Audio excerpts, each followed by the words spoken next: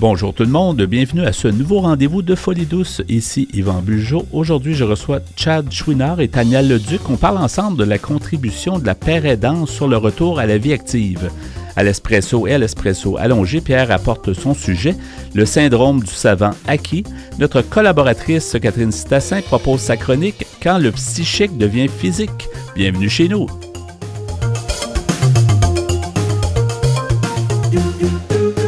Vous écoutez Folie douce, première émission radio francophone sur la planète démystifiant la santé mentale depuis 1991. J'accueille maintenant mes invités, Chad Chouinard. Bonjour Chad et bienvenue une nouvelle fois à l'émission. Bonjour Yvan. Bonjour et je reçois aussi Tania Leduc. Bonjour Tania. Bonjour. Première fois pour toi à l'émission Folie douce, mais bienvenue dans notre studio. Merci. On va parler ensemble de la paire aidance et de plein d'autres sujets. Chad, tu étais un père aidant à la Société québécoise de la schizophrénie et des psychoses apparentées. C'est une petite variante qui a été rajoutée, là, la SQS qu'on connaît depuis longtemps.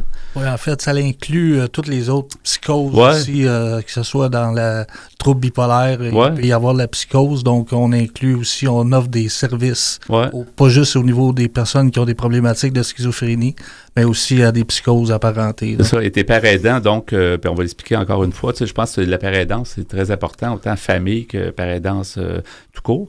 Et dans ton cas, Tania, tu es chargée de projet et consultante en communication.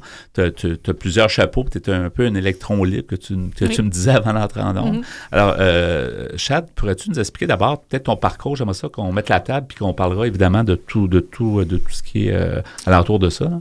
Ben moi, j'ai eu des enjeux de santé mentale. Ça fait plusieurs années que je vis avec ça, depuis l'âge de 22 ans. Ouais.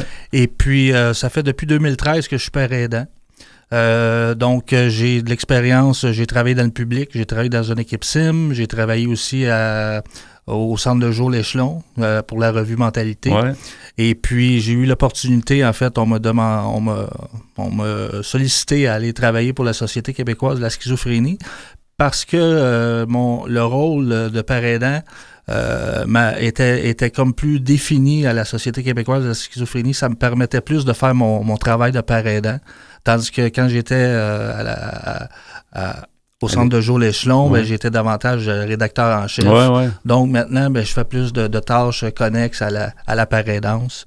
Je trouve ça très gratifiant. Et tu crois en ça, évidemment, parce que la paire aidance, on le rappelle, des gens qui ont déjà éprouvé certaines problématiques de santé mentale qui peuvent à leur tour aider d'autres personnes. Là, exactement. Qui ont les mêmes problématiques, par exemple. Moi, je me suis fait aider. J'ai eu des problèmes de consommation aussi. Ouais. Je me suis fait aider. J'ai fait des thérapies, puis je me suis fait aider par des groupes d'entraide.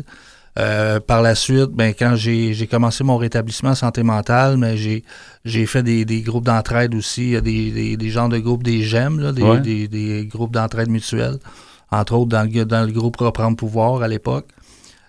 Donc, c'est ça. Et puis, mon parcours a fait en sorte que maintenant, moi, j'aurais aimé avoir un accompagnement de père aidance à l'époque, mais ça n'existait pas. Oui, c'est assez récent quand même. On parle de ça depuis quelques années, mais ça fait pas si longtemps. 2006, en fin de compte, au Québec. C'est quand même nouveau. C'est quand même assez nouveau. La SQS a embauché son premier père aidant, Simon Lompré, en 2011. Puis je pense que c'était le deuxième père aidant à Montréal. Oui, puis des gens payés, ça fait pas si longtemps. C'est devenu comme ça fait partie maintenant un peu du rétablissement de plusieurs personnes. Ça a une importance d'avoir des pères aidants actifs dans plusieurs milieux. Ils ont un savoir expérientiel qui n'est pas comparable au savoir à d'autres. C'est complémentaire. C'est complémentaire, effectivement, c'est ça. Dans ton cas, donc, Tania, on dit tantôt chargée de projet et consultante en communication, tu aides la SQS, mais quel est ton parcours un peu? Qu'est-ce qui t'a amené à t'intéresser à la santé mentale et à t'impliquer? La SQS m'a donné ma première chance en communication, en fait, en 2010. J'ai été embauchée comme conseillère en communication et dimestre. Puis, je suis restée jusqu'en 2013. Ensuite, je suis allée travailler au gouvernement provincial comme conseillère stratégique en communication. Mais avec les années, j'ai vraiment eu envie de revenir à quelque chose qui faisait sens pour moi, là, où est-ce que je sentais que j'avais une utilité puis que je pouvais prêter mes mots puis mes connaissances pour une cause à laquelle je croyais. Puis la schizophrénie, les troubles de santé mentale, c'est vraiment quelque chose qui me parle, puis je pense avoir acquis pas mal d'expertise là-dessus. Puis donc, je prête mes services et ma plume à plusieurs organismes montréalais. C'est ça, le défi un peu, c'est de communiquer à la population d'abord. Là. Je pense que il y a des gens qui connaissent un peu ça parce que dans leur entourage, ça, c'est peut-être moins ce monde-là qu'on veut, entre guillemets, informer. Là. Mais c'est sûr que la population, il y a un gros travail à faire depuis des années, mais encore aujourd'hui. Là. Puis, il y a beaucoup de gens qui sont bons en communication, mais qui ne connaissent pas nécessairement la santé mentale. C'est ça. Il y en a d'autres qui connaissent la santé mentale, mais qui c'est plus difficile d'avoir les compétences en communication. Les organismes en communautaire n'ont pas toujours les moyens d'avoir quelqu'un spécialisé en communication. Donc, des fois, ça donne un petit coup de main d'avoir quelqu'un qui... Ça a été un manque longtemps, mais c'est de plus en plus, je pense que les messages se raffinent, les gens sont de plus en plus présents. Puis avec les réseaux sociaux, veut pas, ça a aidé beaucoup d'organisations, parce que l'accès aux médias, ça n'a pas toujours été facile. C'était un peu une chasse gardée de plein de gens, mais aujourd'hui, à peu près n'importe qui peut, avec un bon message puis un bon emballage, peut Puis il y a le RACOR, le réseau des organismes communautaires en santé mentale de Montréal qui accompagne aussi ses membres dans les communications cette année. Ouais. C'est ça. Chad, je ne sais pas si tu veux continuer là-dessus, mais tu sais, je pense qu'on en a parlé tantôt, la paire aidance, c'est super important, puis la contribution de la paire aidance peut aider beaucoup de personnes à la vie active, finalement, parce que c'est souvent ça qui est le nerf de la guerre. Là, les gens qui sentent soit qui ont un travail ou une occupation ou un engagement dans la société sont plus heureux, ils ont une meilleure santé mentale. Je pense qu'ils se réalisent mieux. Pourrais-tu élaborer un peu plus justement sur ça? En étant père aidant, en fait, on est un modèle d'identification, on est une source d'espoir, en fin de compte. On a passé par ce chemin-là de se réactiver, de retourner sur le marché de l'emploi ou de trouver une occupation, parce que c'est pas juste l'activation, c'est pas juste l'emploi, le rétablissement passe pas juste par l'emploi, ça passe aussi par l'occupationnel, le bénévolat, tout ça, mais dans le fond, c'est de trouver quelque chose un projet de vie, en fait. Un sens à sa vie. Un sens à sa vie, exactement. C'est un peu ça. Oui, d'ailleurs, le rétablissement, je m'excuse, le rétablissement, c'est pas que de retrouver une place, une famille, un emploi à temps plein, puis une maison, etc. Le rétablissement, c'est d'avoir une vie satisfaisante selon ce qu'on a envie de faire, Donc, en fait, c'est de trouver le projet qui rend notre vie satisfaisante. C'est reprendre sa place dans la société, enfin, la pleine citoyenneté. Là, c'est un peu ça, de trouver sa place. Puis, je pense que la part des pères aidants, moi, le constat que je fais en tant que père aidant, je vois beaucoup les difficultés que les gens ont à se rétablir puis à s'activer dû à un paquet de situations. Ça peut être dû à la médication, ça peut être dû aux effets secondaires de la maladie, aux symptômes négatifs de la maladie. Ça peut être dû à plein de facteurs. Mais je pense que nous, ce qu'on a développé, on a développé des ateliers, en fin de compte. Maintenant, on constate, parce on travaille en collaboration avec l'Institut universitaire en santé mentale de Montréal, puis on va sur les unités, on fait des visites d'accompagnement, puis on fait des cafés-causeries, puis on voit qu'il n'y a pas d'activité, il n'y a rien, ça permet pas aux gens de s'activer, de trouver un sens à la... En milieu psychiatrique comme tel. En milieu psychiatrique comme tel. Et quand ils rentrent à la maison aussi, c'est difficile de le suivi, ils sont un peu laissés à eux-mêmes. Il n'y a pas de filet. Là, souvent, c'est ça, c'est parce que c'est la dimension médicale qui est prise en considération. Puis tout le psychosocial, il est un peu laissé laissé de côté. Fait que comme père aidant, le constat que j'ai eu, qu'on a fait... on s'est impliqué dans ce sens-là, c'est important parce que ça va permettre d'aider les gens à trouver un sens, trouver un sens à leur rétablissement, puis à se positionner dans leur démarche. Oui, dans leur cheminement. Dans leur cheminement, oui. À la SQS, déjà en 2010, on avait produit une brochure qui s'appelait « Le pouvoir social des employeurs » parce qu'on savait déjà que la réactivation puis se réinsérer dans les mailles de la société, ça pouvait être bénéfique pour le rétablissement. Mais à cette époque-là, on avait seulement un père aidant. On pouvait pas... on avait axé le message pour les employeurs, pour les sensibiliser à embaucher des personnes différentes. Et ça, c'est encore un défi. Là, c'est encore un défi, mais on progresse. Mais on progresse quand même. Il y a une ouverture. Dans nos ateliers, en fin de compte, qu'on a mis sur pied, moi puis Simon Lompré, en fait, le premier père aidant de la SQS, on laisse place, on fait découvrir aussi les ressources en employabilité qui sont pas beaucoup connues, comme Accessible, l'Arrimage, tout ça. Donc, on les fait venir à l'Institut pour que la clientèle puisse en entendre parler, puisse utiliser leurs services, tout ça. On est comme un peu avant, on est là avant les ressources, les conseillers en emploi. Oui. Puis quand on dit mal connu, en fait, c'est que les personnes, quand ils tombent en psychose ou qu'ils sont hospitalisés, ils connaissent pas les ressources qui sont spécialisées en employabilité pour les personnes comme elles. Donc, en fait, ils ont une reconnaissance, mais les patients, les personnes qui sont touchées directement, ne les connaissent pas nécessairement. Donc, puis avec l'accompagnement d'un père aidant, nous, on se dit que les pères aidants sont vraiment bien placés pour faire le pont avec ces ressources-là, puis accompagner les personnes qui peuvent être très éloignées ou moins éloignées, mais qui ne sont pas nécessairement encore prêtes à embarquer directement. Mais donc, auprès des employeurs, est-ce qu'on essaie de vendre, entre guillemets, l'expression d'avoir justement une paire aidance qui va aider les gens à se réintégrer dans le marché du travail? C'est pas notre rôle. C'est pas tout à fait ça. On avait cette idée-là aussi, mais ça, c'est plus les organismes en employabilité qui comme l'Arrimage, et etc. Il y en a certains qui ont des paires aidants, effectivement. Mais nous, on prend la clientèle comme avant. Ouais. Pour dire, peut-être que tu as besoin de revoir ton hygiène de vie ou de voir c'est quoi tes projets de vie avant d'aller approcher un organisme qui pour l'emploi. Peut-être que tu serais plus à l'aise d'essayer par du bénévolat ou un stage d'abord, ou peut-être juste de discuter avec des pères aidants. Ouais. Avant de... Et en général, la paire aidance, en général, je dirais, est-ce que ça a comme une date de début, de fin? À un moment donné, si la personne dit, moi, je pense que je suis bien, puis j'y vais, puis c'est selon le besoin de la personne. Ouais. En fait, là, la personne qui s'implique dans nos ateliers, puis qui elle a un projet de vie qu'elle commence à réaliser ou qu'elle met en place, ça fonctionne bien, mais c'est sûr que, on essaie d'avoir un roulement de personnes, en fait, là, pour que les personnes l'objectif, c'est qu'ils restent le moins longtemps dans le groupe, pour qu'ils aillent plus rapidement dans la communauté. C'est ça. Aller chercher les services. Le sentir d'attaque, puis tout ça, puis d'essayer des choses, là. C'est essai-erreur, le rétablissement. La vie, c'est ça aussi, dans le fond. C'est juste d'avoir la confiance, c'est ça. Parce que j'imagine, comme tu disais, Chad, plus tôt dans ta vie, tu disais, j'aurais aimé ça avoir cette espèce de coup de pouce-là, qui aimerait peut-être, ça aurait peut-être changé un peu, ça aurait accéléré peut-être ton rétablissement à l'époque. Avoir eu des gens parce que moi, j'ai été stimulé par certains modèles, comme Luc Vigneault, Nathalie Lagueux, tout ça, qui ont fait des vidéos, qui ont fait des témoignages, qui ont fait des conférences, tout ça.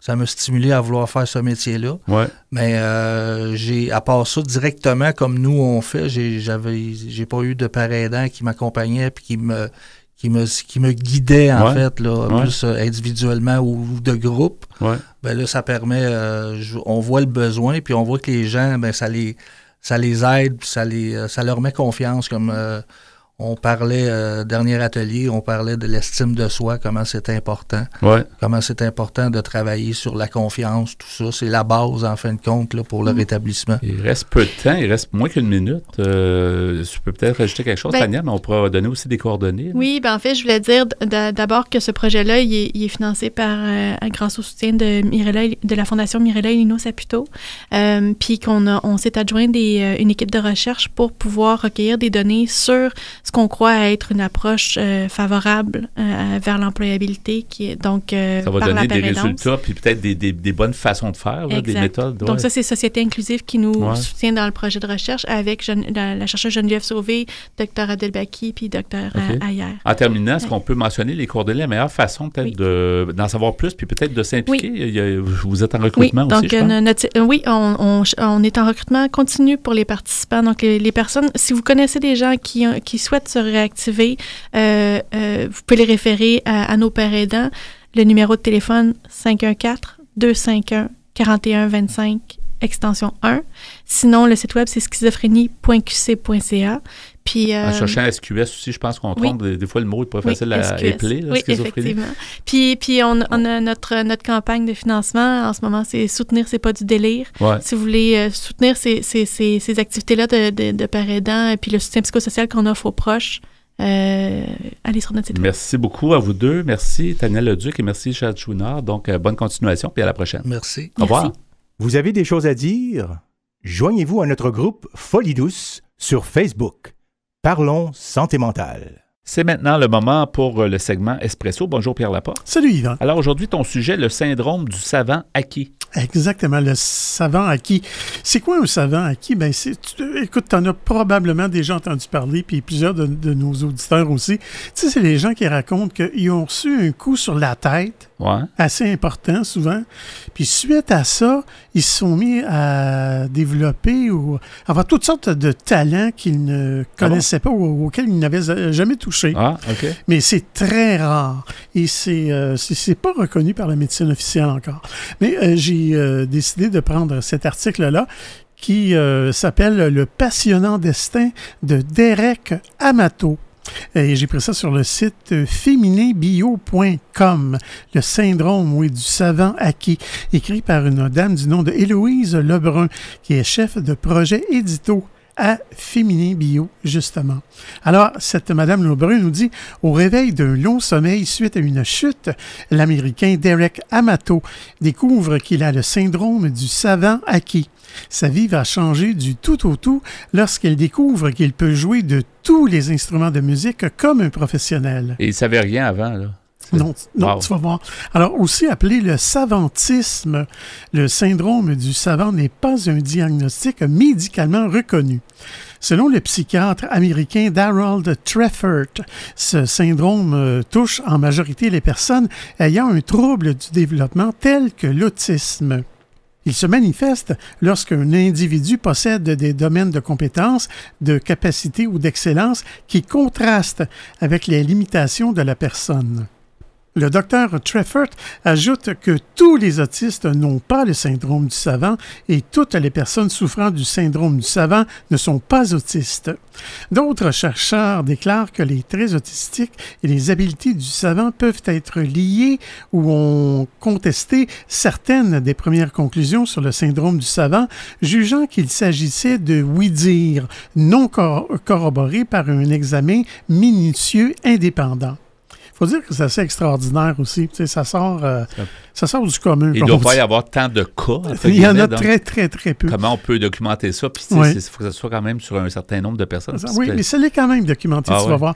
Alors, selon M. Treffert, un point commun que partagent quasiment tous les savants, entre guillemets, est une mémoire prodigieuse d'un type spécial. Une mémoire qu'il décrit comme très profonde, mais extrêmement étroite. Étroite dans le sens qu'ils sont capables de se souvenir, mais qu'il leur est difficile de mettre leur souvenir en pratique. Madame Héloïse Lebrun nous dit « Le syndrome du savant est mal compris. Aucune théorie cognitive largement admise n'explique cette combinaison de talent et de déficience. Le syndrome du savant est 6 fois plus fréquent chez l'homme que chez la femme et cette différence ne s'explique pas entièrement par une plus forte proportion d'hommes chez les autistes. Ceci a amené à suggérer que ce syndrome et les lésions cérébrales s'avèrent congénitales. Le lien avec les fonctions langagières est aussi étudié. Derek est l'un de ces personnages entiers et incroyablement humains. Pendant notre entretien, il me parle d'une voix douce et tranquille et prend soin de s'assurer que chaque phrase est bien comprise. Sa passion pour la musique, son envie de partager et sa foi en les capacités humaines sont contagieuses. On lui a demandé comment votre don est-il apparu? Alors Derek Amato répond « Depuis mon plus jeune âge, j'aime les sports de compétition, ce qui m'a valu un certain nombre de commotions cérébrales sans conséquence jusqu'à mes 39 ans. Un jour d'octobre 2006, alors que j'étais chez moi avec des proches, je fis une mauvaise chute dans la piscine et perdis connaissance. Après un court séjour à l'hôpital, je fus renvoyé chez moi après une série de tests médicaux qui détectèrent à peine une légère surdité. Épuisé, je dormis pendant 4 jours, puis je me réveillai en pleine forme. Ce que je ne savais pas encore, c'est que j'étais maintenant atteint du syndrome du savant acquis et de ce qu'on appelle la synesthésie. La synesthésie, c'est un phénomène neurologique non pathologique par lequel 2 ou plusieurs sens sont associés de manière durable. Par exemple, la synesthésie dite graphème couleur, qui représentait 65% des synesthésies, fait que les lettres de l'alphabet ou des nombres sont perçues comme étant colorées. Dans la synesthésie dite synesthésie numérique, les nombres sont tous et systématiquement associés avec des positions dans l'espace. Dans d'autres types de synesthésie, la musique, d'autres sons ou les nombres, les jours de la semaine et les mois de l'année peuvent être perçus colorés. Il y a même une forme particulière ou une disposition spatiale particulière. En 2004, l'Association américaine de synesthésie dénombrait 152 formes de synesthésie différentes. Alors, je vais m'arrêter ici. Je vais aller me donner un coup sur la tête. Ah oui, puis revenir plus savant. Encore meilleur. Dans le segment Espresso à l'allongée plus tard. Merci, Pierre.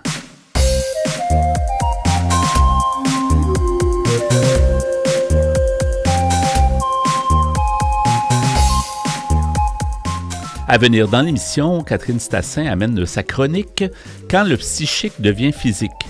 À l'Espresso allongé, Pierre Laporte poursuit avec son sujet « Le syndrome du savant acquis ». Vous voulez échanger avec nous, vous désirez participer à l'émission? Notre site web est antenne.qc.ca. Utilisateurs des réseaux sociaux, cherchez Folie Douce Radio pour nous trouver. Vous écoutez actuellement Folie Douce, pionnier en santé mentale depuis 1991. Folie Douce, une communauté, une radio.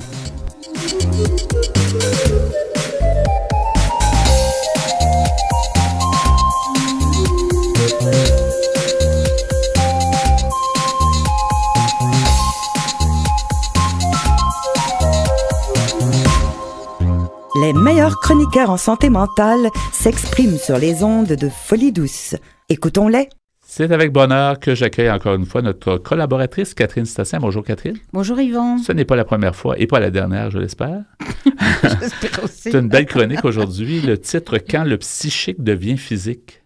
Oui, c'est toute une phrase. Hein? On dit souvent que le psychique et le physique, ça fait partie d'un tout, de la santé de l'être humain, mais quand le psychique devient physique, ça m'intrigue. Oui, tout à fait. En fait, j'ai trouvé cette phrase parce que je me suis dit, qui n'a pas entendu déjà depuis tout petit, mais ça doit être psychosomatique ou bien c'est psychosomatique ou quoi. Ouais. Ou de manière un peu plus élaborée, on peut dire, oh mon Dieu, tu somatises. Ou c'est dans ta tête. Là, c'est dans ta tête, etc. Mais qu'est-ce que ça veut dire? Qu'est-ce qu'on veut dire exactement quand on dit ça? Ouais. Et en fait, la somatisation, c'est vraiment une expression d'une douleur psychique, mais c'est une vraie douleur psychique qui s'exprime de manière physique. D'accord? Donc, on s'entend que cette souffrance existe. Ouais. Je prends l'exemple tout simple d'un enfant qui n'a peut-être pas assez d'attention, etc. Et là, c'est totalement inconscient. Mm-hmm. Je parle d'un exemple totalement inconscient. Et l'enfant va attraper de l'urticaire, des plaques rouges. Et puis, à ce moment-là, on fait attention à lui, on va peut-être l'emmener chez le médecin, on va voir si ça disparaît, etc. Puis, paf, quand on arrive chez le médecin, ça disparaît. L'enfant a son attention. Donc, c'était comme une réaction, il y avait quelque chose. Il y a quelque chose qui le dérangeait, je ne sais pas, qui le frustrait. Je ne dis pas que c'est toujours le cas, mais là, je vous parle d'un cas vraiment où c'est un urticaire qui a une origine psychosomatique. Ouais. D'accord? Et c'est vrai que, comme adultes, les gens qui ont des troubles psychosomatiques, ça peut vraiment troubler, perturber la vie de la personne et de toute la famille et des amis autour. OK? Donc, on va essayer un peu de comprendre c'est quoi ces troubles psychosomatiques et c'est quoi, en fait, la somatisation. Ça, c'est le terme un petit peu plus technique, la somatisation. Et on va voir qu'il y a des états psychologiques chez les adultes et les enfants qui favorisent les troubles psychosomatiques. Et là, on parle de troubles tels que la dépression, l'anxiété, les troubles de l'humeur de manière générale, et également des antécédents traumatiques pendant l'enfance, que ce soit un décès, que ce soit un divorce, que ce soit une maladie sévère chez quelqu'un de la famille, et là, ça recoupe ces éléments, où dans l'éducation, il n'y a pas eu formulation ou du deuil ou de la peine ou de la maladie, tout simplement. Donc, en fait, l'éducation faisait en sorte qu'on n'exprime pas ces douleurs-là et qu'on les mette un petit peu sous le tapis. On va dire ça comme ça. Moi, je dis souvent, tu sais, ce qui ne s'exprime pas s'imprime d'une certaine façon. Oui, donc, à quelque part, souvent, il y a une réaction, puis ça ressort physiquement parce que ça a été imprimé quelque part. Là. Alors, la communication est bien importante, toujours. Là. Comme tu dis, même d'expliquer à un enfant, à un jeune, qu'est-ce qui se passe. Des fois, ça va juste enlever un peu le poids sur ses épaules. Qu'il ose s'exprimer aussi. Qu'est-ce qui se passe à l'école. Dans des mots simples, puis dans une discussion simple, voilà, là, ça prend pas grand-chose. Ça peut déjà l'aider. Donc, on va essayer de favoriser l'expression de quelle que soit l'émotion qu'on ressent, qu'un enfant ressent, qu'il soit fâché, malheureux, Dieu sait quelle émotion. Évidemment, chez un adulte aussi, on va favoriser ça, mais je parle de ce qui pourrait donner plus tard des troubles chez l'adulte. Donc, c'est important chez l'enfant de laisser et d'encourager l'expression de ses émotions. Et en fait, aussi, ces troubles psychosomatiques, comment ils se présentent? Ils peuvent être très variés. Ça peut arriver comme, tu sais, ça peut prendre du temps avant ça peut prendre du temps. De se présenter. Vraiment, il n'y a pas trop de règles par rapport à ça. Ça peut être très varié et multiple chez les adultes. Ce qui compte pour qu'on appelle vraiment trouble psychosomatique, c'est que c'est une certaine durée et que ça perdure dans cette durée. Sinon, on ne parle pas de trouble psychosomatique. Ça peut être un incident où il y a eu ce type de phénomène. Mais là, on veut vraiment que cela dure. Enfin, on veut vraiment... ça doit durer dans le temps pour qu'il y ait diagnostic pour le nommer comme ça, identifié de cette manière, en effet. Et c'est sûr que le trouble physique, on le ressent, mais c'est surtout le mal-être qui s'exprime physiquement. On s'entend que le mal-être d'origine, ou le problème d'origine, est un problème d'origine psychologique. Alors même si ça s'imprime, comme tu dis, c'est un terme qui explique bien, je trouve, par de l'urticaire, tout simplement, ou par un nez qui saigne. Il y a des enfants qui ont des fois ça comme phénomène. Ça reste que ça vient d'un trouble psychologique, donc de quelque chose qui n'a pas été formulé. Et il faut aussi que ce soit quand même relativement important et que, comme j'ai dit, ça perdure, mais que ce soit important, parce que sinon, ça ne va pas imprimer sur le corps cette douleur. Ça ne sera pas suffisant. Alors, de manière générale, on va dire, de manière générale, que le patient n'est pas conscient. Donc, il s'agit ici d'inconscient. On parle de quelqu'un qui, ça peut être avoir mal au ventre, ou ça peut être vomir par anxiété parce qu'on a une entrevue, je ne sais pas, exemple, quelque chose comme ça. Ça arrive, c'est ça. Ou quelque chose. On va à un enterrement qui nous remue et on ne sait pas très bien exprimer. Des fois, on ne va pas digérer les affaires, tout simplement. On sait qu'on va rencontrer des gens qui vont nous stresser, puis là, ça nous met à l'envers, puis c'est ça. Tout à fait. Et l'expression en français, elle dit bien les choses, ne pas digérer. Ne pas digérer, ça reste coincé quelque part. Oui, exactement. Ça peut s'imprimer donc quelque part sur le corps, le physique, donc. Et alors, je parlais, il y a des allergies aussi qui peuvent être dues à du psychosomatique, donc des enfants ou des adultes qui vont développer une allergie de manière soudaine, alors qu'avant, ils ne l'avaient pas. Ça peut être quand même physique, je veux dire, mais ça peut être aussi d'origine psychosomatique. Pareil pour les troubles de la digestion, donc douleurs, nausées, diarrhée. Les gens qui ressentent aussi des oppressions dans la poitrine. Donc, je ne parle pas ici d'une crise de panique, mais les gens qui ont mal à la poitrine, qui ont mal à la gorge de manière répétée, et ça ne s'explique pas par une maladie physique diagnostiquée. Vous voyez ce que je veux dire? Combien de fois ça arrive que les gens vont voir un médecin, le médecin commence à leur poser des questions, puis juste en disant au médecin, un médecin généraliste, ils vont dire un peu ce qui les stresse, ça. Les symptômes vont comme tranquillement disparaître, ça va les rassurer. Puis, tu sais, c'est souvent ça. Là. C'est comme une mini-thérapie. Oui, ça prend quelqu'un qui les écoute. Là, c'est le médecin qui les écoute, mais c'est souvent ça qu'on dit. Même ça, mais médecin, il faut que le médecin pose les bonnes questions. Oui, des questions simples. Soyez à l'aise. Qu'est-ce qui vous stresse ces temps-ci? Est-ce qu'il y a des situations qui... C'est ça, parce qu'en 10 minutes, un quart d'heure, vous n'avez pas toujours le temps de vous détendre et de faire confiance au premier médecin qui vous pose ces questions. C'est ça. Donc, c'est sûr. Il y a aussi quelque chose d'assez courant chez les personnes adultes, en tout cas j'en entends beaucoup parler autour de moi, c'est l'insomnie. Donc ça peut être aussi révélateur de troubles psychosomatiques. Donc on va aller mettre le mal-être dans un trouble physique qui est le fait de ne pas savoir où s'endormir ou bien quand on se réveille au milieu de la nuit, ne pas se rendormir, et ça arrive plusieurs fois dans la nuit, ça vous fatigue, ça vous rend irritable, ça vous rend non fonctionnel. Donc c'est un trouble qui va perdurer, qui va vous causer des dégâts physiques aussi. Ben oui, ça ne va pas aider au bien-être de la journée qui suit. Là. Non. Si on n'a pas bien dormi, c'est certain qu'on n'est pas en forme. Non. Hein. Et alors, qu'est-ce que c'est le traitement, en fait? Le traitement, on parle ici, il faut absolument, si c'est diagnostiqué, qu'il y ait un accompagnement d'un professionnel de la santé.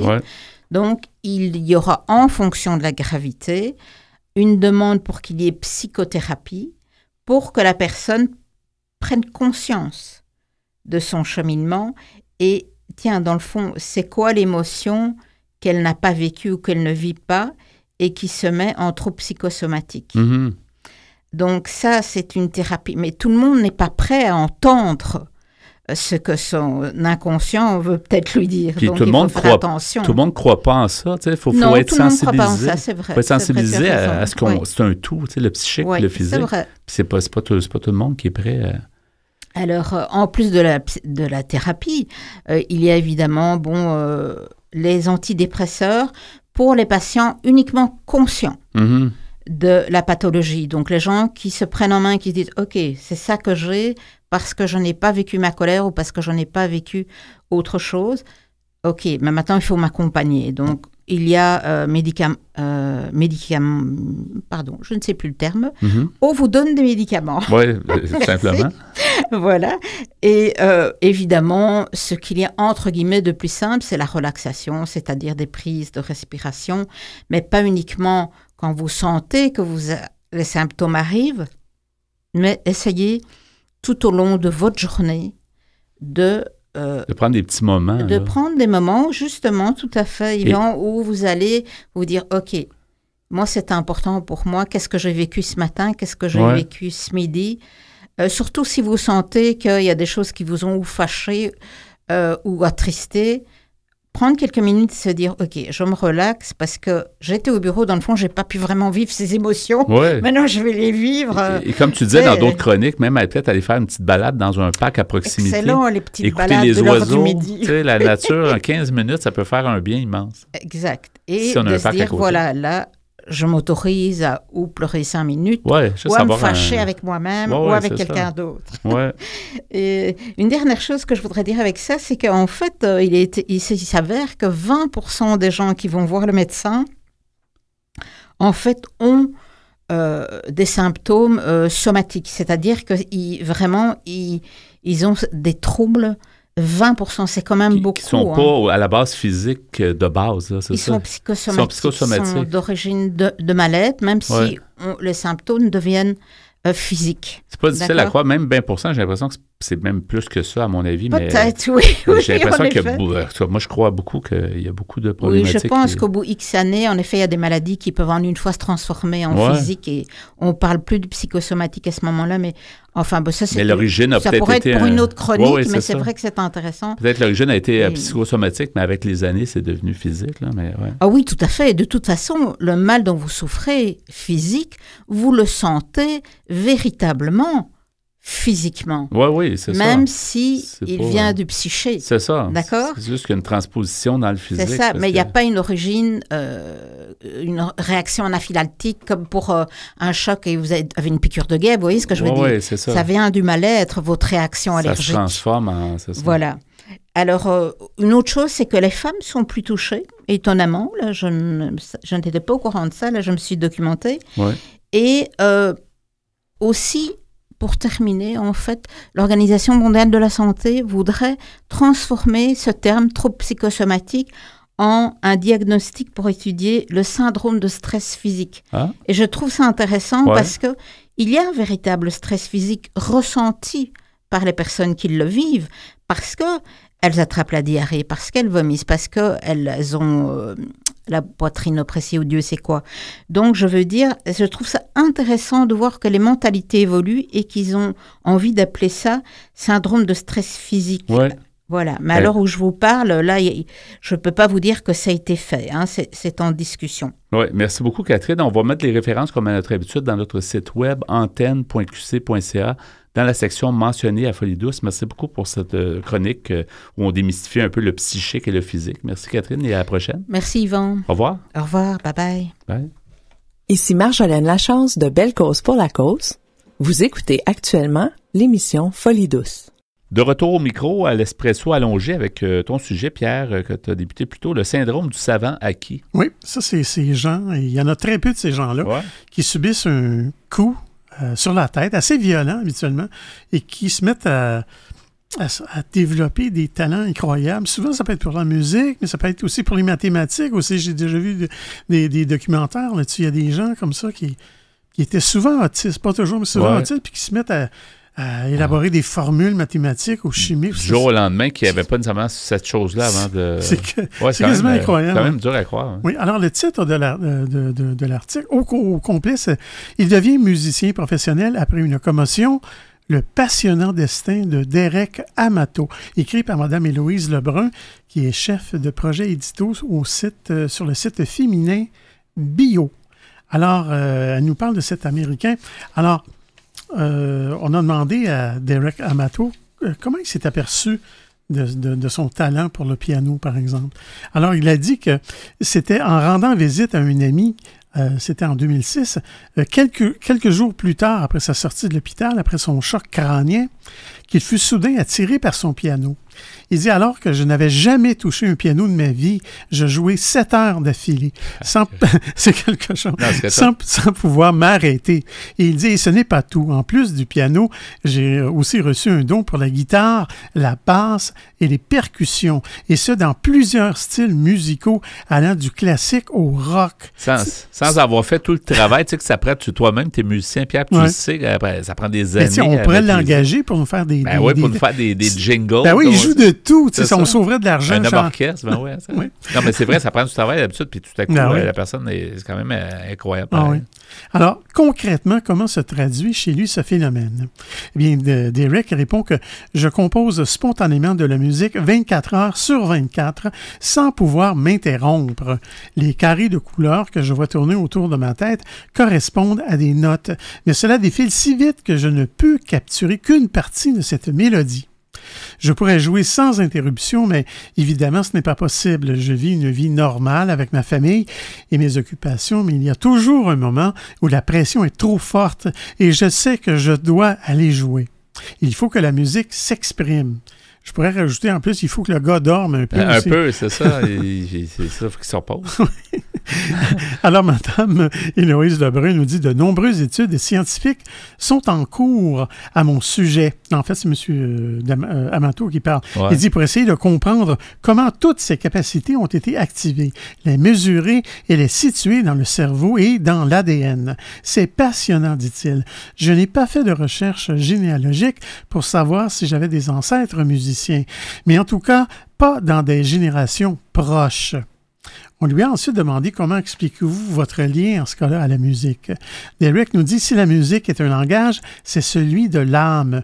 Pour moi, la musique est l'opportunité de créer un lien entre chacun, mais aussi le moyen de se connecter avec notre moi profond.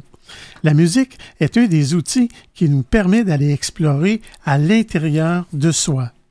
Mon projet est de faire le tour du monde pour dénicher toutes les perles rares et de co-créer une pièce musicale. Et nous dit « J'aime créer et diriger ». Pour vous donner un exemple, j'ai composé pour l'Orchestre de Philadelphie une symphonie en 1 semaine pour chacun des musiciens. Ils se sont entraînés et j'ai été leur chef d'orchestre, sans même avoir besoin de répéter. Quand même, c'est vraiment spécial. C'est incroyable. Oui, tout est déjà prêt dans ma tête, dit-il, et je vois simultanément toutes les partitions. Ce n'est pas toujours facile de collaborer avec d'autres personnes, car je suis très exigeant, il ajoute. On lui a demandé, vous avez aussi développé un don d'empathie. Il dit, bien que j'ai toujours eu de l'empathie, ce phénomène s'est largement intensifié depuis mon accident. Mon don est intimement connecté à l'intuition, car en plus de la musique, je peux maintenant me connecter énergétiquement avec les gens. Cela se traduit différemment en fonction des personnes, mais je sens une connexion avec chacun.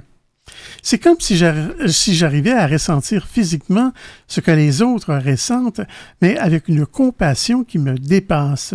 J'ai une empathie particulière pour ceux qui souffrent comme les sans-abri. J'ai aussi une facilité à communiquer avec les génies musicaux autistes, car nous communiquons grâce au langage universel, la musique, et ils me font confiance. On me dit d'ailleurs que j'ai une énergie particulière et cela m'intrigue. En dehors de mon don musical, je me considère comme une personne ordinaire.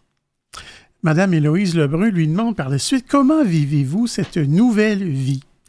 Derek nous dit « Au départ, je me suis mis en retrait pendant plus d'1 an à pratiquer la pêche à la mouche quotidiennement, le temps d'apprivoiser mes nouvelles capacités.